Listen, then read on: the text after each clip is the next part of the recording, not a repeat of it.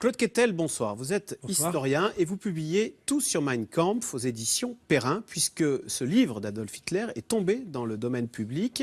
Et en Allemagne, il a été réédité après 70 années d'interdiction. Est-ce qu'il se vend bien en Allemagne? Alors voilà, on voit d'abord les deux éditions. Ça, c'est l'ancienne édition de 1925, qui est interdite. Et alors on va revoir ensuite la nouvelle édition du livre. Voilà, ça c'est l'édition qui est sortie l'an dernier en Allemagne. Qui est un livre annoté. L'édition dite critique, une Kritische Edition, Ouais.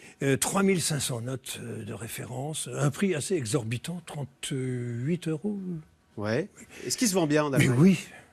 oui, je pense que depuis le début 2016, je crois qu'on est à 85 000 exemplaires. Ah oui, donc on parle de best-seller au-delà de 10 000. Là, on est à 80 000. Et surtout à ce prix-là, et dans la crise actuelle de l'édition, c'est assez étonnant. Est-ce qu'en France, il va être réédité? Puisque maintenant, il est dans le domaine public. Ah, ça c'est le grand serpent de mer. On Alors, dit qu'une maison Fayard d'édition, voilà, pour l'année prochaine, nous prépare le Mein Kampf. verra Fayard, verra pas Fayard, on attend encore au moins un an. En tous les cas, succès de librairie en Allemagne. Est-ce que c'est sur la forme d'abord, est-ce que c'est un livre qui se lit facilement, Mein Kampf? C'est pas que ça se lit difficilement, c'est que ça ne se lit pas du tout. C'est un livre qui est totalement illisible. Totalement, il vous tombe des mains à la page 5. Sauf si vous êtes condamné, comme je l'ai été, à le lire crayon en main pour écrire tout sur Mein Kampf. Rappelez-nous d'abord, ce livre, il est sorti en 1925. Comment Oui. est-il accueilli en Allemagne quand Alors, il sort? c'est un peu compliqué. Il sort d'abord en un premier tome, puis un second tome. Il l'avait rédigé en prison? Le premier tome a été rédigé en prison. Et l'édition complète est rédigée assez tardivement, en 1934. Il se vend bien en Allemagne quand il sort? Alors il se vend bien dès le départ parce que c'est l'instrument de propagande du parti nazi. Donc dès le départ, dès avant l'arrivée au pouvoir de Hitler en 1933, on est déjà à 280 000 exemplaires. Et au bout du chemin, on sera à 12 500 000 exemplaires. Qu'est-ce qu'on y trouve et qu'est-ce qu'on n'y trouve pas? Est-ce qu'il parle déjà d'exterminer les Juifs et de la solution finale dans Mein Kampf? Alors, c'est le problème avec Mein Kampf, c'est qu'il ne faut pas essayer de lui en faire dire trop, mais il ne faut pas non plus le sous-estimer. Longtemps, on l'a sous-estimé, parce qu'il n'annonce pas clairement le génocide des Juifs. Il n'annonce pas clairement la Seconde Guerre mondiale. Mais il prépare tout ça. C'est-à-dire que ce monument de haine, par exemple, contre les Juifs, a facilité, préparé, permis le génocide des Juifs, même si le génocide des Juifs n'est pas annoncé clairement. Et ça, c'est ça l'erreur qu'on commet souvent en minimisant Mein Kampf. Il a eu une importance considérable dans la gestation du nazisme. C'est une critique raisonnée des Juifs ou c'est une critique, vous avez l'air de dire, il insulte en les traitant de vers, de rats, de... Non, c'est presque avec les tripes? Non, bien sûr, oui, c'est avec les tripes. Mais malheureusement, ça reprend tout le courant Volkisch de l'époque, qui est lui-même très antisémite.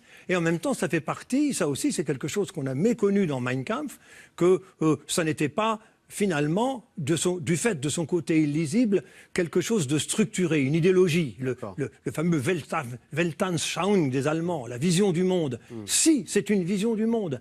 La vision du monde d'une race supérieure, les Aryens, race totalement mythique, et qui dit race supérieure dit quelque part race inférieure. Cette race inférieure, ce sont les Juifs. Et des Juifs qu'il faut combattre parce qu'eux-mêmes viennent pourrir le tissu social. Tout ça est très raisonné. Tout ça, finalement, mène à ce qu'on va appeler, finalement, pourquoi pas, l'utopie nazie. Un monde meilleur qui sera la race des seigneurs et où les nazis triompheront. Donc ça n'est pas une espèce de torrent d'insultes gratuites. Je veux dire, ça c'est construit et ça mène à, finalement, un instrument qui va être la Bible du nazisme. Est-ce qu'il parle de la France dans Mein Kampf? Bien sûr. Que dit-il? Il parle longuement de la France, d'abord, comme tous les pays pour lui occidentaux, pourris par la juiverie internationale, mais surtout comme l'ennemi héréditaire. Il n'en fait pas d'ailleurs le but ultime. Le but ultime, pour lui, c'est l'Est. C'est pour lui le Drang nach Osten, l'espace vital, c'est l'Est. Mais pour conquérir l'espace vital, il faudra d'abord abattre cet ennemi héréditaire qui est l'ennemi français. C'est écrit noir sur blanc. C'est quand même assez extraordinaire quand on pense qu'en France, beaucoup de gens ont dit, alors soit on n'a pas voulu lire, ou on dit oui, il dit ça, mais quand il sera au pouvoir, s'il est au pouvoir, il se calmera. Mais il n'a pas été... Alors quand il sort en France, il est traduit tel quel, avec tout le passage qui critique la France? Tel quel, en 1934. telle quelle. Et comment est-il accueilli en France? Alors, il a été accueilli effectivement par... Alors, d'abord, toujours, la France, à l'époque, elle est complètement comme aujourd'hui, si je peux dire, dans les échéances électorales. Ouais. Et donc, elle ne s'occupe pas trop de ce qui se passe au-delà du Rhin. Et donc, elle dit quoi? Elle dit, soit qu'il y en a quelques-uns quand même qui tirent la sonnette d'alarme, soit, effectivement, Hitler, il va se calmer. Si, avant qu'il soit au pouvoir, on dit, il ne sera jamais au pouvoir, c'est un fou. Et puis, une fois qu'il est au pouvoir, on dit, il va se calmer, il ne va pas pouvoir faire tout ce qu'il dit. Oui, sauf qu'il va le faire. Et alors, au fur et à mesure, les ventes vont augmenter au fur et à mesure que Hitler prend de l'importance et devient une menace? Alors, à partir du moment où déjà la propagande nazie faisait déjà bien son travail avant l'arrivée de Hitler au pouvoir, vous imaginez ce que ça va être après. Après, tout l'appareil de propagande du Reich, Goebbels en tête, va se mettre au service de ce qui va devenir, mais officiellement, la Bible du nazisme. Alors, on va le distribuer dans les écoles? Distribué dans les écoles, aux jeunes mariés. Pour le mariage, quand on se marie, on avait la Mein Kampf, en cadeau de mariage. Quand vous sortez de la mairie, on vous offre Mein Kampf comme un gage de bonheur futur. Oui, on ricane.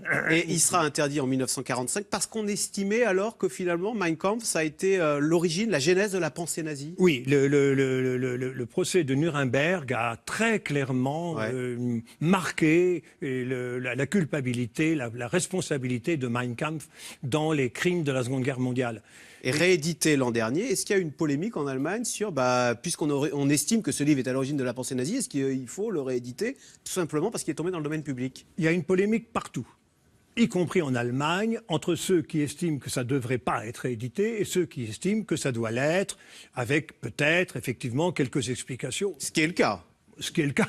Il est à avec noter. 3500 notes de référence, c'est une grosse explication. Qui l'achète en Allemagne, justement? Alors, évidemment, les adversaires de la réédition disent que ce sont des néo-nazis. Je trouve que c'est un peu court. Moi, je pense aussi qu'il est normal que les Allemands... Écoutez, imaginez que vous, comme moi, nous sommes des Allemands, des jeunes Allemands. Vous, un peu plus jeunes, mais je veux dire... Et qu'on est quand même très marqué, écrasé par la mémoire, par l'histoire. Qu'est-ce que nos pères ont fait? On peut trouver quand même un peu normal que les Allemands, même jeunes, aient envie de lire Mein Kampf sans forcément être des néo-nazis. Et puis, la vraie question, elle n'est pas là. On s'énerve sur la publication papier, c'est ce que je raconte dans le livre. Alors que sur le net, c'est totalement accessible. Ah, Mein Kampf, on peut lire intégralement sur Internet. Vous cliquez Mein Kampf et vous avez Mein Kampf en accès direct. Je suis désolé. Vous avez l'air de dire qu'on le lit avec... Évidemment, par curiosité, peut-être un peu malsaine, mais oui. On a un recul sur Mein Kampf en Europe, alors que vous racontez, c'est très surprenant, qu'il est toujours lu au premier degré de la lettre dans beaucoup de pays, Égypte, Turquie, Inde. Inde, oui. Alors là, c'est une autre question, c'est-à-dire que là, on lit Mein Kampf, on le trouve Alors, on ne l'achète pas pour le lire, on l'achète pour le brandir. Et pourquoi? Ça devient un totem. Alors, dans les pays arabes, c'est malheureusement un peu facile à comprendre. C'est au nom de l'antisémitisme, antisionisme, antisémitisme, le curseur n'est pas toujours facile à déplacer. En Inde, c'est un peu plus compliqué. Où sont les juifs? Mais le juif de l'Inde, ce n'est pas le juif, c'est le musulman. C'est quand même assez extraordinaire. C'est le symbole du racisme. C'est-à-dire que les partis ultranationalistes indiens, ils font un ennemi, comme ils se croient. Alors, au contraire, il dit arien, ils se retrouvent ariens. Les ariens viennent de l'Inde.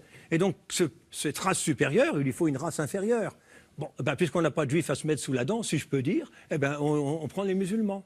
On dit que la croix nazie, d'ailleurs, est un signe indien. Mais oui. Donc, c'est vrai que là, ça n'est plus le problème de lecture, c'est un problème de totem. Claude Quetel, vous avez écrit tout sur Mein Kampf. Est-ce que vous pensez qu'il faut l'interdire, alors? Non. Bien sûr que non. Plus on va interdire... quitte à véhiculer, à ressusciter la pensée nazie? Alors d'abord, moi je pense qu'on ne devient pas nazi en lisant tout sur Mein Kampf. Je ne parle pas tout sur Mein Kampf, je dis Mein Kampf. Non, je dis ça en riant. Je ne dis pas on ne devient pas nazi en lisant Mein Kampf. Mais ce que je veux dire, c'est que ça n'est pas le problème. Ce problème de si on lit Mein Kampf et qu'on se laisse convaincre par Mein Kampf, c'est quasiment impossible. C'est qu'on était déjà un nazi.